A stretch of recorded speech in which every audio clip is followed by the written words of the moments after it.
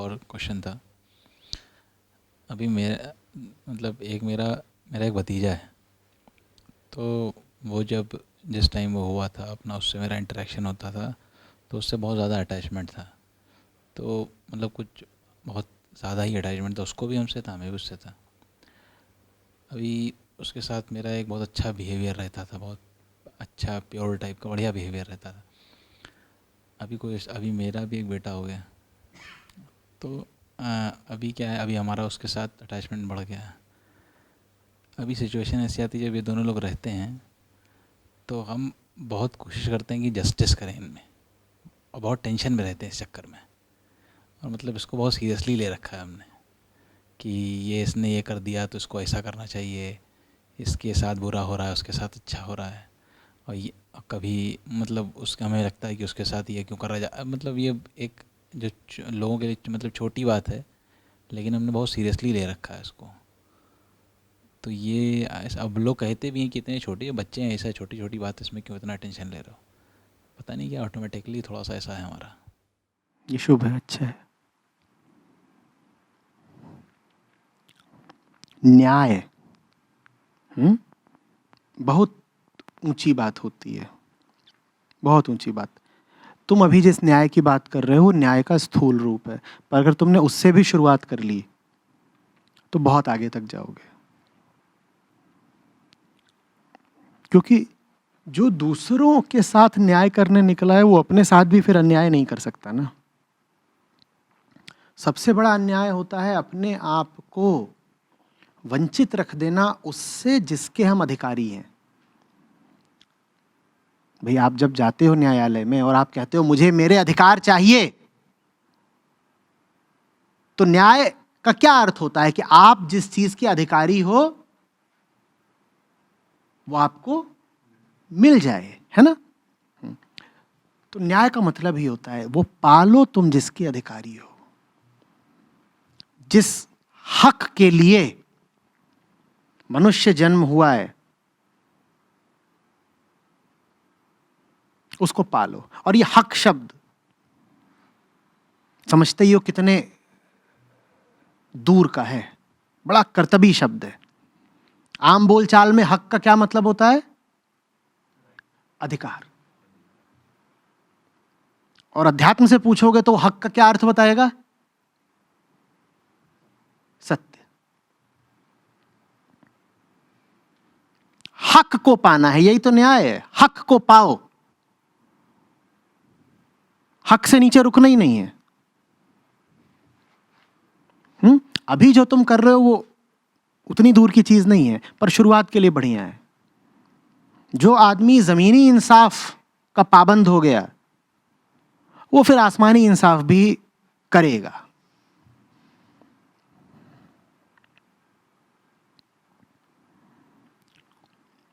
एक बार तुम्हारे लिए ये बात महत्वपूर्ण हो गई, तुम संवेदनशील हो गए कि नाइंसाफी नहीं होनी चाहिए, उसके बाद तुम सिर्फ उन दो बच्चों में थोड़े ही देखोगे नाइंसाफी, फिर तो तुम जहां भी हो रही होगी नाइंसाफी हर जगह महसूस कर पाओगे।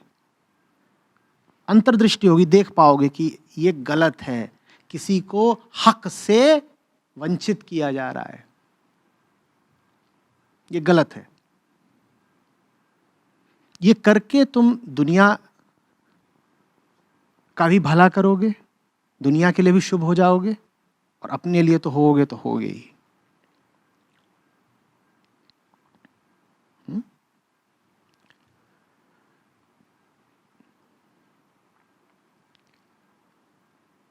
हम कहने को अपनी राइट्स वगैरह को लेकर के बड़े सतर्क होते हैं,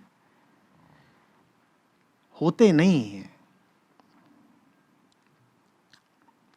आजकल बहुत चलता है ह्यूमन राइट्स। और जो ह्यूमन राइट्स वाले उनको ये तो पता नहीं है कि ह्यूमननेस क्या होती है। ये जिसको आप ह्यूमन बोल रहे हो ये चीज क्या है, और ये पता नहीं है, तो इसकी राइट्स कैसे पता चल गई? मानवाधिकार, मानव माने कौन? और यही नहीं पता कि मानव कौन है तो उसके अधिकारों का क्या पता आपको? तो मानव अधिकार के नाम पर जो बातें होती हैं वो गलत नहीं होती, बस बहुत अधूरी होती हैं। जैसे किसी के परीक्षा में 100 में से 10 नंबर आए, ये जो 10 नंबर आए हैं ये 10 नंबर गलत नहीं है, कम है। चलो अच्छा हुआ 10 तो आए, कुछ नहीं होता उससे अच्छा 10 आए, लेकिन सिर्फ 10 आए। जब आप मानवाधिकारों की बातें कर रहे हैं तो मानवाधिकार के नाम पे आपको बस ये 10 बातें समझ में आई, और 90% जिस चीज का महत्व है उस पर आपने ध्यान ही नहीं दिया। सबसे बड़ा मानवाधिकार है कि आदमी को देह भाव से मुक्त कराओ, आदमी को उसकी वृत्तियों से मुक्त कराओ। यह मानव का अधिकार और समाज का उसके प्रति कर्तव्य है। समाज ही असली वही है जो आपके मानवाधिकारों की रक्षा करे। समाज ही वही है असली जो रचा ही इस तरह से गया हो कि आपकी आदिम वृत्तियों को और प्रोत्साहन न दे, बल्कि आपको आपके देहगत संस्कारों से, जन्मगत संस्कारों से मुक्ति दिलाए। वो हुआ असली मानवाधिकार का पालन।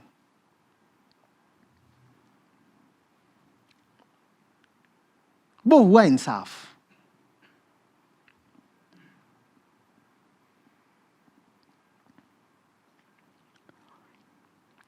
मानवाधिकार में कभी गिना जाता है कि अगर कोई आदमी झूठ में जी रहा है तो उसको उसके झूठों से दूर ले जाओ। ये बात ह्यूमन राइट्स की मानी जाती है क्या? जबकि ये फंडामेंटल ह्यूमन राइट है। एक आदमी झूठ में ही जी रहा है, अब तुम उसके लिए क्या कर लोगे? सच में जीना और भ्रमों से, इल्यूजन्स से मुक्ति, ये तो मूल मानव अधिकार है ना, इसकी कोई बात नहीं करना चाहता। और एक आदमी है जो आपके भीतर झूठ और भ्रम भरे जा रहा है, वो सबसे बड़ा ह्यूमन राइट्स वायलेटर हुआ कि नहीं हुआ? पर ऐसे लोगों को ह्यूमन राइट्स वायलेटर कहने की जगह हम कभी नेता कह देते हैं और कभी गुरु कह देते हैं। आज के जो सबसे बड़े नेता हैं वो भी आपके भीतर झूठ भरते हैं, और आज के जो सबसे बड़े गुरु हैं वो भी आपके भीतर झूठ भरते हैं, और ये दुनिया भर में हो रहा है। और ऐसे लोगों पर हम कभी उंगली नहीं उठाते।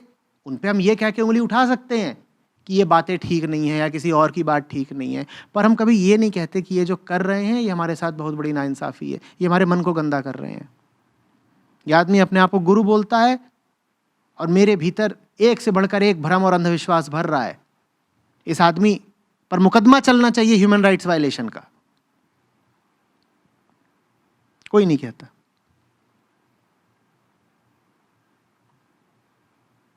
यह आदमी एक व्यक्ति का नहीं, पूरे समाज का अपराधी है, क्योंकि इसने एक पूरे समाज को भ्रमों से, अंधविश्वासों से, झूठों से भर दिया। कभी कहते हो?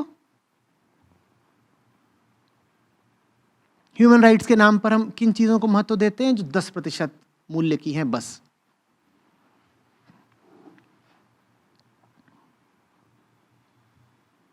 कोई आकर उदाहरण के लिए आपको आपकी जाति के नाम से पुकार दे या गाली दे दे, आप कहेंगे ह्यूमन राइट्स का वायलेशन हुआ। बिल्कुल हुआ, बिल्कुल हुआ, गलत हुआ और उस पर कार्रवाई होनी चाहिए। पर आप ये याद रखिए कि जाति तो देह की ही होती है ना, आत्मा की तो कोई जाति होती नहीं। कोई आपकी देह को उसकी जात के नाम से पुकार दे, ये गलत है। लेकिन उससे भी ज्यादा गलत तब है जब कोई आकर आप में देह भाव का ही संचार कर दे। वो और ज्यादा गलत हुआ कि नहीं? बोलो। जो देह को जात का नाम दे दे वो आदमी अपराधी है, लेकिन जो आत्मा को देह का नाम दे दे वो और बड़ा अपराधी हुआ कि नहीं हुआ? लेकिन ऐसों को हम कभी नहीं कहते कि ये ह्यूमन राइट्स वायलेटर है, कभी नहीं कहते। बहुत लोग हैं और वो आपके बड़े प्राण प्यारे लोग हैं जो आपके सामने आते हैं और आते ही तत्काल आप में देह भाव का संचार कर देते हैं। खास तौर पे आपके प्रेमी प्रेमिका या पति पत्नी, या आपके सामने आएंगे नहीं और तुरंत आपकी देह जग जाएगी।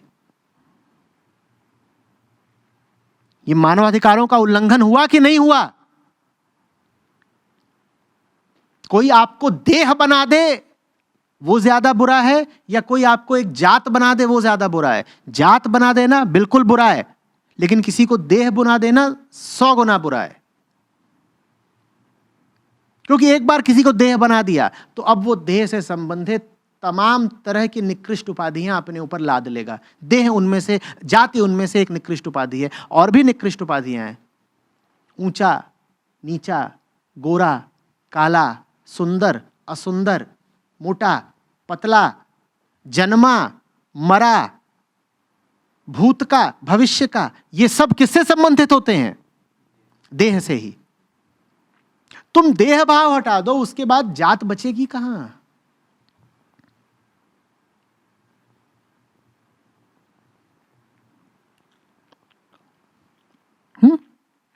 तो इंसाफ कर रहे हो, इंसाफ करते जाना, इंसाफ की फिर गहराई में उतरो।